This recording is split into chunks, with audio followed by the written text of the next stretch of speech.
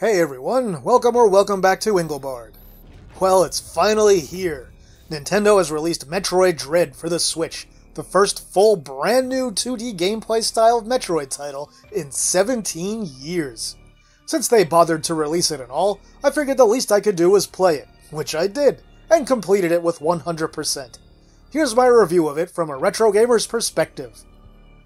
First off, I'll keep this review spoiler-free, and we'll tell you about any specific story elements or new gameplay details that haven't already been revealed in Nintendo's launch and subsequent videos. I'm not out to ruin anyone's experience.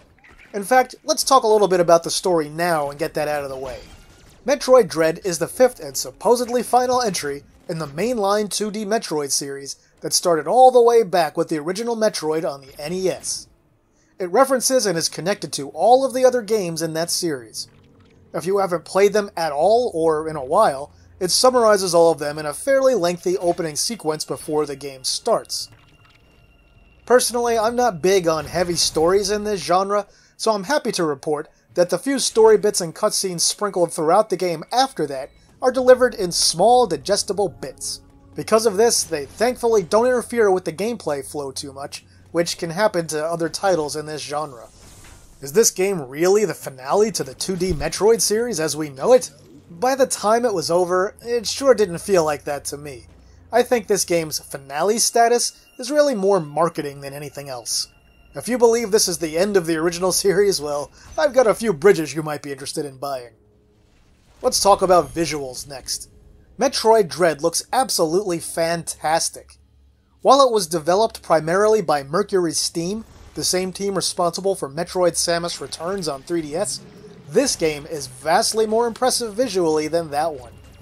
Samus herself has an amazing amount of nuance to her incredibly fluid animation, and it can be a real sight to behold.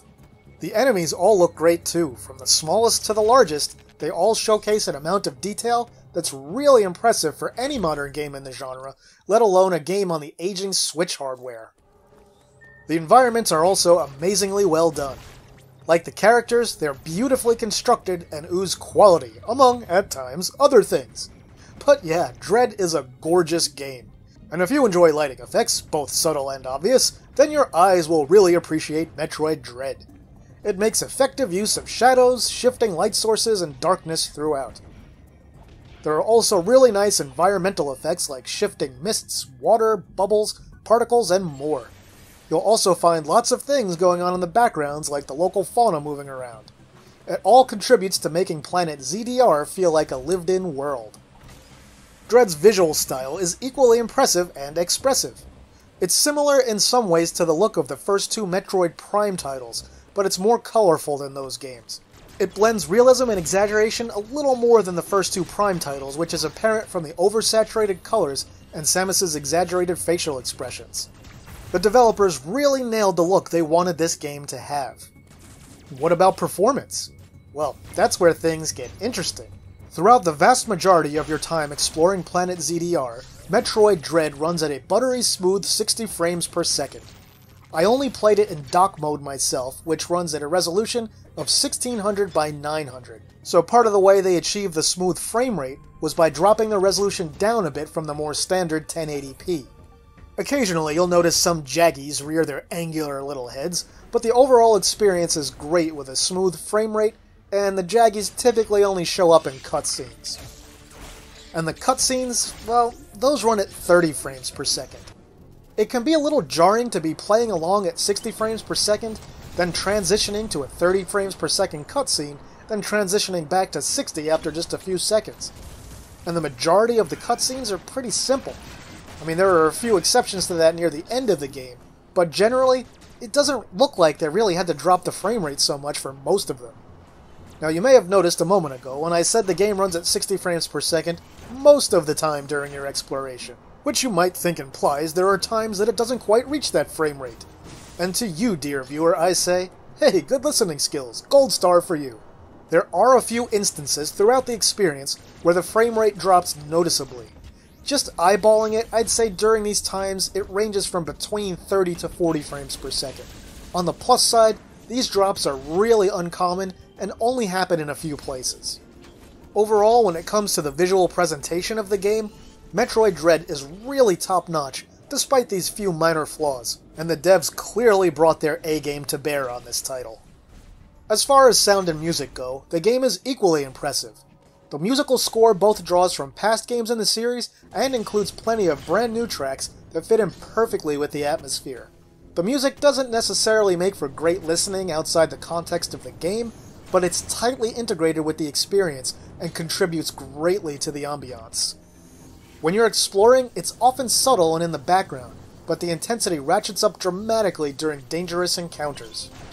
The sound effects are also very well designed, crisp, and clear. The game can make use of surround sound if you've got the setup for that as well. There's plenty of punch to the explosions, screams, and grinding metal. In addition to that, the voiceovers in the game sound great as well. But there is something about the sound that I don't like. Unlike pretty much every other modern game, Metroid Dread doesn't allow you to adjust the volumes for the music, effects, and voice separately. It's a strange oversight for a game released at the end of 2021. I really wish I could lower the sound effects volume a few ticks, as they often overpower the music. Also, what's up with the jazzy item pickup jingle this time around? Weird. Alright, let's talk about the most important thing about the game now. How it plays.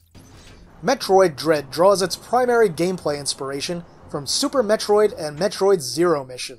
It's a bit more open than games like Metroid 2 or Metroid Fusion, which makes it a welcome return to form for the series. It also doesn't hold your hand like Fusion and Zero Mission, which you might consider either a plus or a minus. I managed to get lost for a few hours since the game only ever tells you specifically what to do a few times. Now granted, you don't have quite the level of freedom of, say, a Super Metroid. You still have to do things mostly in a specific order, but you can grab a few item expansions early if you're creative enough. The game employs the typical lock-and-key gameplay style that the original Metroid helped popularize. You'll find that the environment is loaded with doors or other obstacles that need a specific weapon, item, or ability to open or otherwise clear. It's tried and true and mostly works here, even if you're left wondering outside the context of the game why anyone would put these kinds of doors or items that can only be opened in this one complicated specific way into these environments. The answer is, of course, they wouldn't, but it's a game, so try to have fun with it. Metroid Dread is pretty huge by the standards of the genre. It's broken into several areas, most of which are large in and of themselves.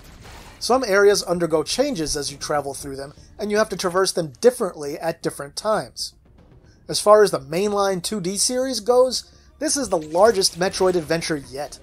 I'd expect it'll take most people around 8 to 13 hours for basic completion and 10 to 15 hours for 100% on their first playthrough.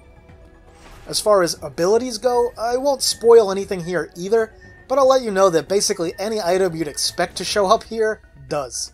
The game tries to subvert expectations a little bit by making you wait about 2 hours before you even get the Morph Ball power-up, which is usually given to you almost right away in the other games. The rest of the abilities, though, come at you in basically an order similar to the prior games in the series. I'll add that longtime fans will be glad to know that you can infinite bomb jump again in this game, unlike the last new release in the series, which was Metroid Fusion. Metroid Dread is expertly executed, but for fans who grew up playing Metroid games, you'll definitely notice at times it seems a little too familiar. You see those blocks with the arrows? Yeah, you know you'll need to dash or shine spark through those. See ones that look like a bomb? You know what item you need to get rid of them. It still feels great and engaging, but introducing more elements new and specific to this game would have given it a little bit more of its own identity. Which brings me to the puzzles. The ones in the main story are generally pretty easy, but still relatively clever. Typically, they're all about either finding the next item you need to open a new type of door, or figuring out how to turn on a machine that modifies part of the environment to let you navigate it differently. New in this one are these weird heart things embedded in the environment. Shoot them enough times and they explode, destroying walls or floors. There probably won't be any puzzles that stump anyone from the main game, even though it can be easy to get lost at times. The optional puzzles, typically there to make you figure out how to reach expansion items that seem hard or impossible to get, are another story. They're no worse than the hardest items to get in, say, Super Metroid or Metroid Zero Mission, but a few of them require to use your abilities in ways that you probably won't know you can, because the game never explains them to you. Old hands will probably figure them out because of their experience with the prior games in the series. Others will likely have to look them up. And for the really difficult ones, they really fall into two categories. Ones that are just hard to figure out what you have to do, and ones that you can see what you have to do, but are extremely difficult to execute. Either way, solving them is very satisfying. And hey, you know what's well done in Metroid Dread? The map. It's basically an updated take on the map from titles like Fusion and Zero Mission. It's clear, it's easy to read, and gives you the shape of the rooms without bogging you down with unnecessary detail. If there's a hidden item in a room, the room glows. If you found an item but didn't pick it up yet, it shows you where the item is on the map.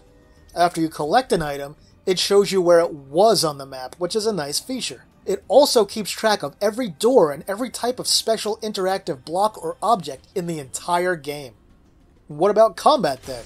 Metroid Dread is a lot more intense than the prior games in the mainline series, and it really draws and expands upon what Mercury Steam did with Metroid Samus Returns on 3DS. This game employs and enhances the melee counter system from that game and keeps your firing rate really high. Also carried over from that game is your ability to lock your position and shoot in 360 degrees. The melee counters are important for combat early on in the game, but they get way de-emphasized as the game goes on. Still, you will absolutely need them in order to defeat certain enemies. While we're on combat, let's talk about those enemies and the bosses. The enemies are giant robots that are immune to all of your standard weaponry. When you first encounter them, you'll have no choice but to either run, hide, or avoid them. They're primarily where the dread in this title comes from. The tension is palpable as they relentlessly pursue you with their off-putting, inhuman animation and computerized chirps.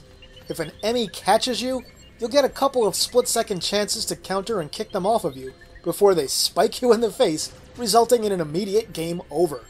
I was only able to pull the counters off a few times.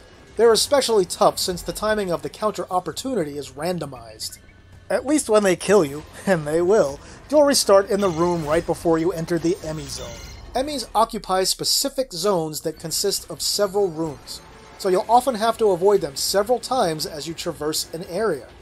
Emmys can only be destroyed by a specific weapon that you find in an area near their zone, and that weapon depletes after you destroy an Emmy. They're definitely an interesting addition to the gameplay.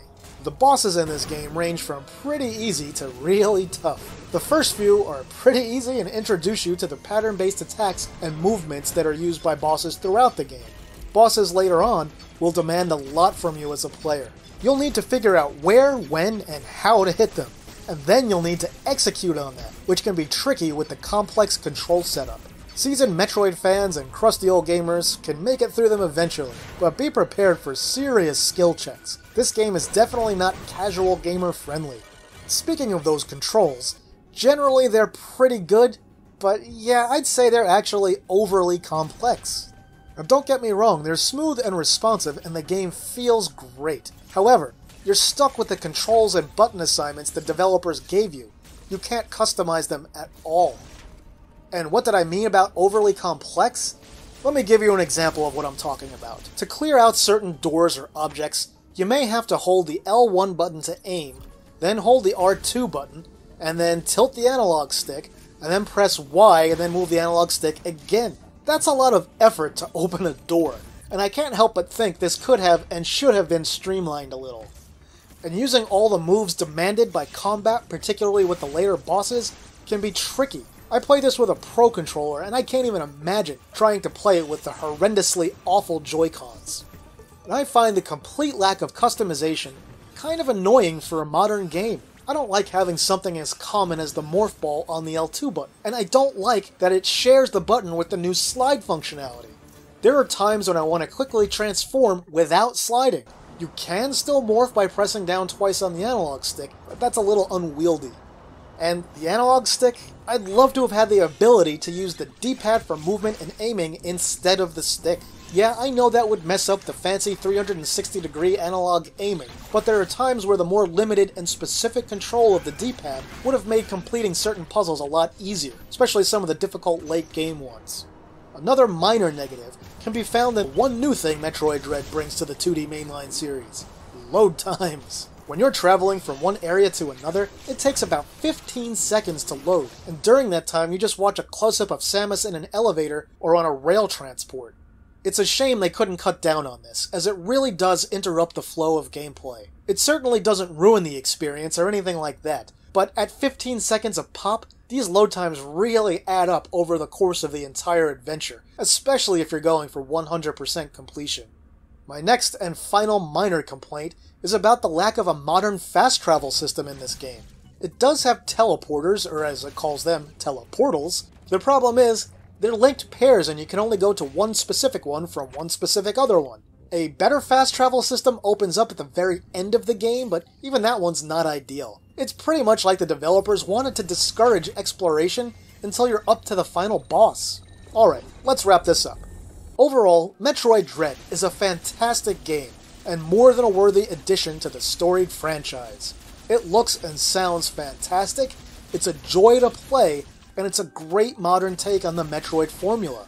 No, it's not perfect. The total lack of customization is a bit of a bummer, and fans of the series may find it a little too familiar. The controls are a smidge overly complex, and the lack of player-friendly fast travel systems do slightly hamper the experience. But in the end, while it sounds like a lot, those things are really pretty minor. So I had a great time with Metroid Dread, and I can happily give this game a 9 out of 10. In the pantheon of Metroid games, I'd say it still ranks behind Metroid Zero Mission and Super Metroid, but only just. It's a great modern interpretation of the series that fans of both Metroid and Metroidvanias in general can easily appreciate, and will probably come back to for years to come. It won't have the impact of the original Metroid or Super Metroid, since the genre is a lot more crowded these days, and with a lot of quality titles at that. Even so, Metroid Dread is an impressive top-tier Switch title, and one of the best examples of the genre on the system. Metroid Dread is a great game, and I thoroughly recommend it. And that'll do it for this video, my retro gaming and current gaming friends. If you enjoyed the video, please like and share it online. If you haven't yet, please subscribe and hit the bell to be notified when more gaming goodness is available. With that, I'll say thanks for watching, and see me later.